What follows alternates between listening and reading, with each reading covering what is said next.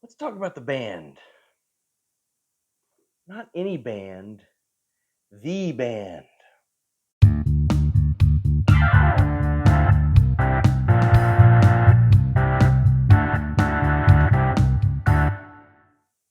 Hey guys, welcome to Amity Tracks.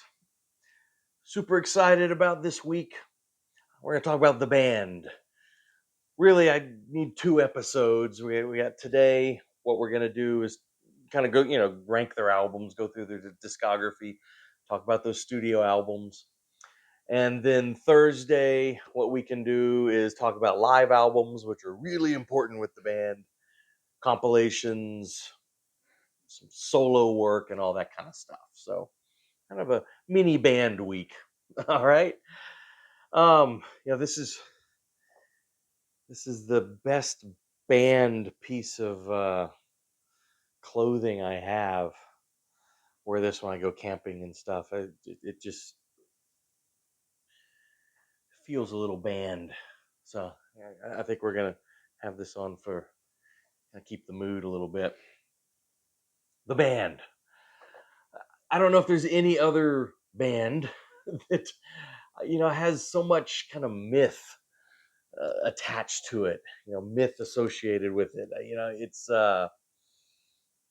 It's hard to explain, and it all really comes down to the that early association with Bob Dylan, of course, and those first two records that sort of create this myth. And what's sort of interesting is the rest of their career, in some ways, is kind of trying to live up to that myth.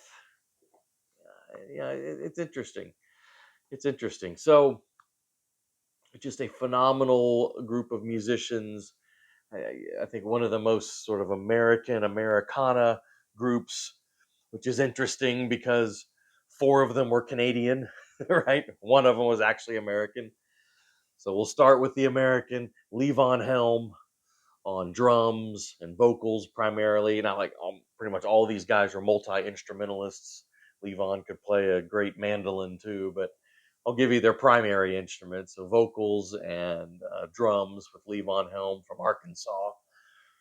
And then the other four guys, you've got Rick Danko on bass and vocals, and Richard Manuel on primarily piano and vocals.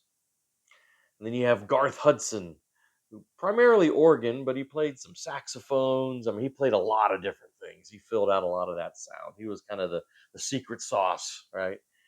And then, of course, Robbie Robertson on guitar, primary songwriter, although there is some nasty disputes over songwriting with this group, unfortunately. Maybe we can address some of that later. But anyway, yeah, so like I said, this episode, I want to rank the records, and then next episode, we can cover all the other really important stuff, but other stuff.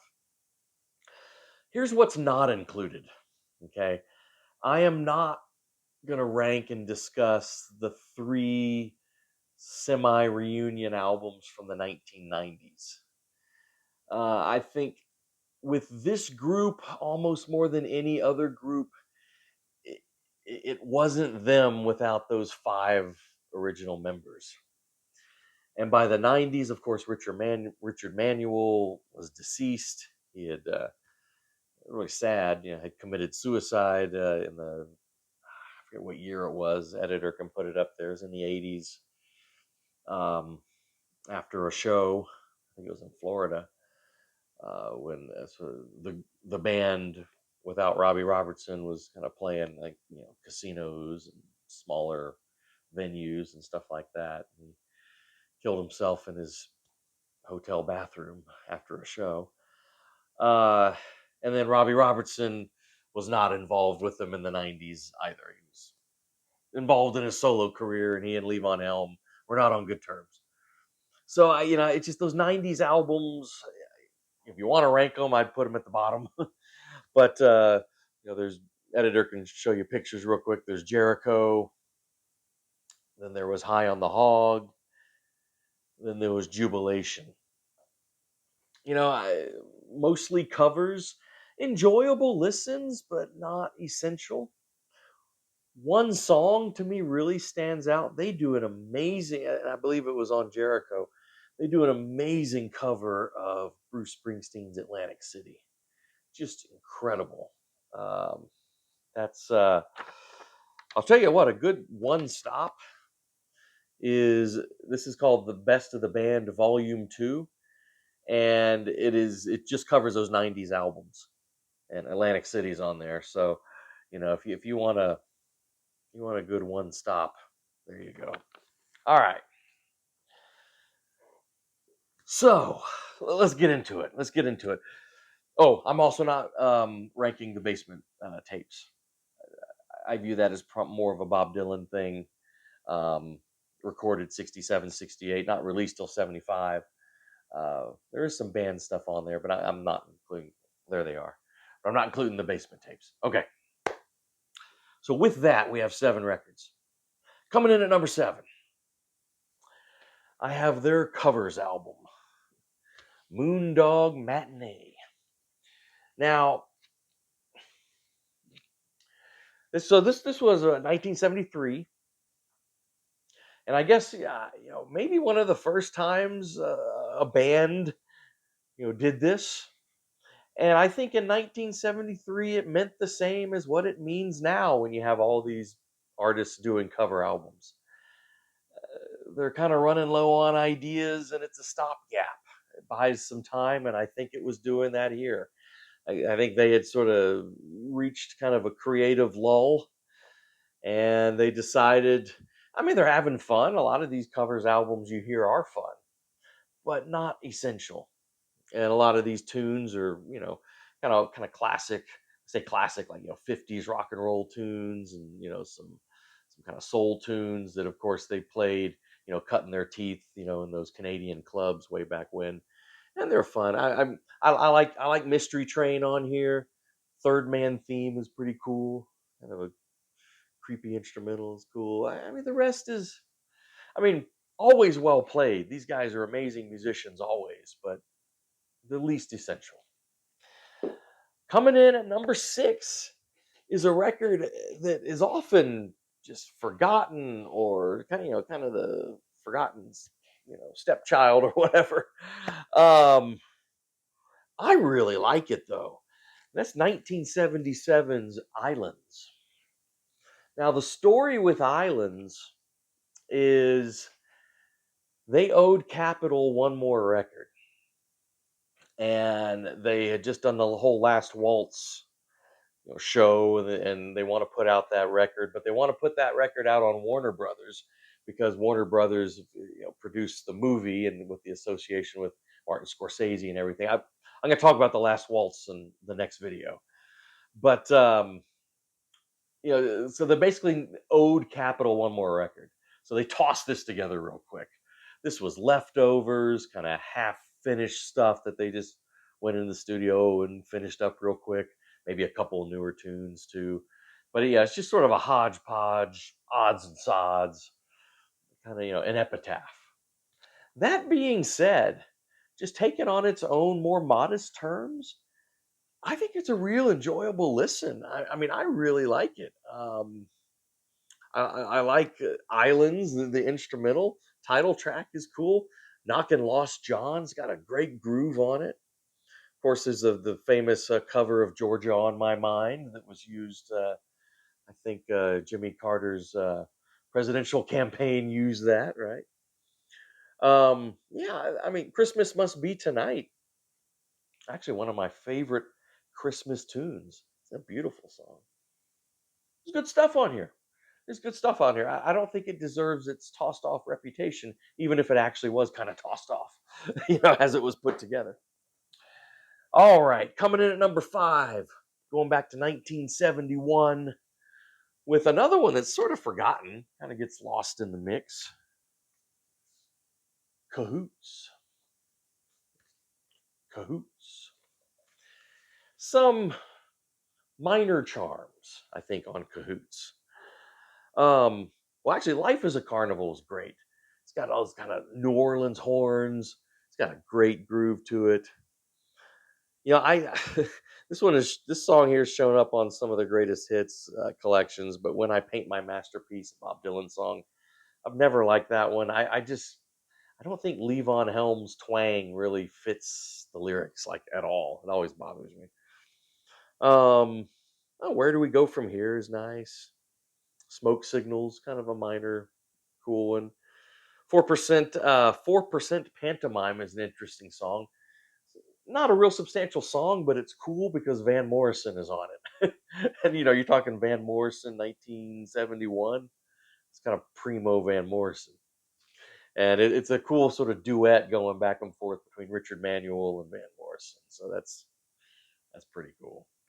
Anyway, not a bad listen at all. All right, from here on out, I think these are awesome. Just really awesome. Uh, 4 and 3, I had real trouble deciding which was which, but here's kind of where it lands. I went ahead and put 1975's Northern Lights Southern Cross here at number 4. This was seen, and I think legitimately so, as kind of a comeback album. I mean, really, yeah, these sort of got some of their mojo back. And I know critics at the time, it's like the band is back and all that, but of course, this was near the end, right? So yeah, but man, some killer songs on here. Ophelia, kind of like that "Life is a Carnival" song. Ophelia has some great sort of New Orleans horns. I think Alan Toussaint.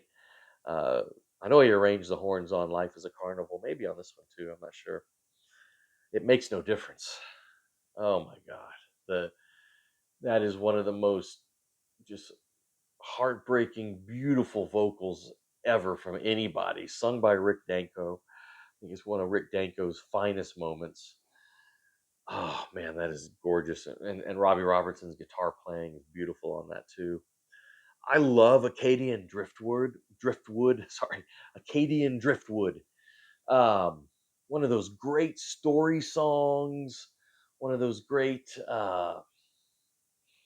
yeah, kind of historical accounts, and very interesting, because it's the account of the Acadians, from up in Canada, uh, in the 1700s when they were forced out, by the British, the French Acadians, I should say, and made their way all the way down the Mississippi Valley, and of course end up in southern Louisiana. Acadians, the ancestors of the modern Cajuns, and it's just got that whole story, and it's pretty fascinating, done in a great song. So yeah, this is a really great album. All right. Number 3, I got number 3, right? Their third album. Shouldn't be a surprise here. Stage Fright, 1970. Now this was seen as a disappointment when it came out, just because it didn't live up to those, you know, Everest peaks of those first 2 records. But I think time has been pretty kind to this. And again, if you're not directly comparing it to those first 2 records, it's great. It really is great. Let's see here. Shape I'm in. It's just that kind of harrowing Richard Manuel vocal, but also kind of nice drive to it. It's a great song. Stage Fright. I remember reading a little bit that some people thought that was sort of a little stab at Bob Dylan. Maybe so. Um, Great vocal from Rick Danko on that. Sleeping is great. Time to Kill. Yeah, I mean, this is good. Like I said, it doesn't reach those peaks of those first 2 records, but few records do. But again, it's a good listen on its own terms. I mean, the 1 and 2 slot had to come down to these two, right? I mean, really, what the band's reputation is built on. Which is which? I mean, at different times, I've had them, in the 1 and 2 slot, switched and switched. This is where I'm at right now, and I've been this way for about a year or so at least. But I do put the second album, which is what a lot of people put in the first slot, probably. But the band, the Brown album, 1969, 5-star album. This Uh, I mean, let's just there you go. Let's just start with the cover photo. I mean, is that 1969 or 1869? There was there was a great review of this record that I read. Yeah, I wish I could give credit, but I don't remember who wrote it. I don't remember where. Kind of a retrospective review, like talking at length, kind of about this great photo. I mean, this could be a posse or a gang of rustlers from the 1800s. I mean, it's just this record is of the earth, you know, and probably the most more cohesive than the debut, but just incredible. This and then the debut. These are the records. I mean, nobody else sounded like this. Again, you're talking about the 68, 69. Um, and it's Americana. It's kind of no depression. It's like all this. This is the precursor to all that stuff, and nobody sounded like this. And it really had a huge impact. I remember reading the story about Eric Clapton hearing this stuff, and this was one of the reasons he wanted to break up Cream. Is like, yeah, this is what he wanted to be doing, and he even supposedly wanted to go join the band, but never happened, of course. But yeah, just these songs, Across the Great Divide, Rag Mama Rag, The Night They Drove Old Dixie Down. I mean, so much history in that, just a short verses. Um, Look Out Cleveland. It's got is it eerie song. That's great. That guitar, from Robbie Robertson. Now Cleveland is Cleveland, Texas, by the way, is what that refers to. It's not Cleveland, Ohio. The Unfaithful Servant's beautiful. King Harvest got that funky bass. This is where, man, that rhythm section of Rick Danko and Levon Helm, there's nothing like it. It's loose. It's got the funkiest white rhythm section I've ever heard. It's just so good, and the feel on this stuff, is really really comes through. It's kind of interesting. I have this book Mystery Train, written by Greil Marcus. Now, when I read Greil Marcus, I guess it's pronounced Greil, right? I only understand maybe half of what he writes. So a lot of it's over my head. But this is a really interesting. So this is called Mystery Train. It's kind of one of his classic books. This is Images of America and Rock and Roll Music, and he does just some chapters on some different artists, and he has a chapter on the band where he really sort of breaks down, what the band means and all of that. I just want to read you real quick, just like real quick excerpt, kind of what he says about The Night They Drove Old Dixie Down. And he says, it's written for Levon, who sings it, is not so much a song about the Civil War as it is about the way each American carries a version of that event within himself. In this case, it is a man named Virgil Caine who makes no claim to speak for anyone else, but something in his tone demands that everyone listen. In a few short verses, we learn a lot about him. This is what I want you to. He is a poor white farmer from the Confederate side of Tennessee, probably not more than 20 years old, a survivor of the attacks made by General Stoneman's cavalry on the Danville train he defended. With the war over, a glimpse of Robert E. Lee is worth as much to him as the memory of his brother, who died fighting for the sense of place Virgil Caine's war was all about. He wants us to understand that the war has cost him almost everything he has. That's a lot of detail, and that all that is in those verses. It's in those songs, but it's such concise lyric writing, from Robbie Robertson. It is just incredible, just incredible. Yeah, I mean, what do you say? What do you say? This is essential in anyone's collection. I mean, it really is. All right. Well, you know what that leaves, right? My number one, the debut. So 1968, Music from Big Pink. Now, you know you're cool if Bob Dylan paints your album cover. This is a drawing from by Bob Dylan, for the band. I don't know. Maybe the reason that lately I go with this over the second album, like, I mean, it's really a toss up, but this one has more mystery to it. I mean, it really. I mean, what are some of these songs about? What's the weight about, really? Um, this has a lot more songwriting participation from Richard Manuel too. His songwriting kind of dried up sort of early. That's when Robbie Robertson really sort of took over the songwriting. But it was pretty cool when Richard Manuel was sort of more engaged in the songwriting. I mean, great songs, you know. Opens with Tears of Rage, which was co-written by Bob Dylan and Richard Manuel. What a strange opener. It's slow and it's almost a dirge, but it's just mesmerizing. Like I said, this is a mysterious record. To Kingdom Come is great. In a Station, a great Richard Manuel song. Of course, The Wait is the classic on here. Um, yeah, I Shall Be Released. This Wheels on Fire. Got to talk about Chest Fever. Chest Fever is, I don't know if there's any song I can think of that has such a awesome full organ. That organ intro, by Garth Hudson is just, I mean, thunderous. And especially near he does all the flourishes, at the beginning.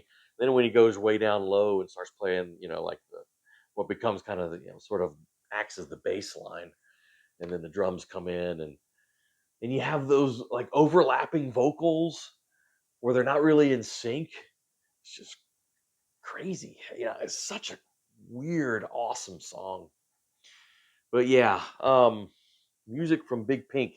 Now, I don't even know the story. That's Big Pink. It was a house up in kind of the Woodstock area, and the band sort of communally holed up in that house. It's kind of around the same time when Basement Tapes were recorded. They were working with Dylan, but then they were also recording their own stuff here. It's pretty, pretty awesome. Another real quick quote from Mystery Train. This is about Big Pink. It says, Big Pink's music is as dense as it is elusive. It is, like I said, it's mysterious.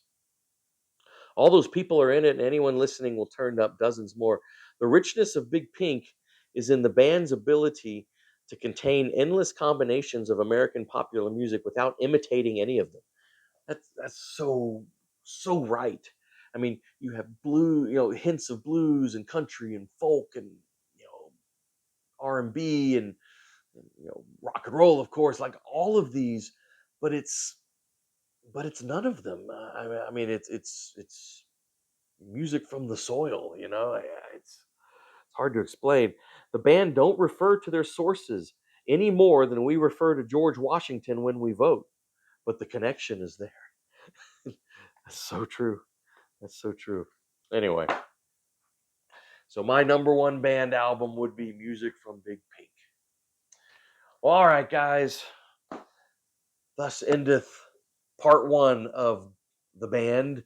And so, like I said, next week, or not next week, no, next episode, Thursday, we'll kind of wrap up the band with talking about some essential live albums. You don't want to miss that. We've got to talk about these live albums and some great compilations. I do want to talk about this baby here. This is that amazing box set that they put out just on CD, I believe. I don't think was there ever a vinyl version of this? I don't know, but I want to talk about this in the next episode. You don't want to miss that stuff. Real quick, please do subscribe to the channel. Really helps us do what we want to do. We appreciate it. Hit the bell for notifications, like the videos, all that great stuff. And we'll see you Thursday for the conclusion of Band Week.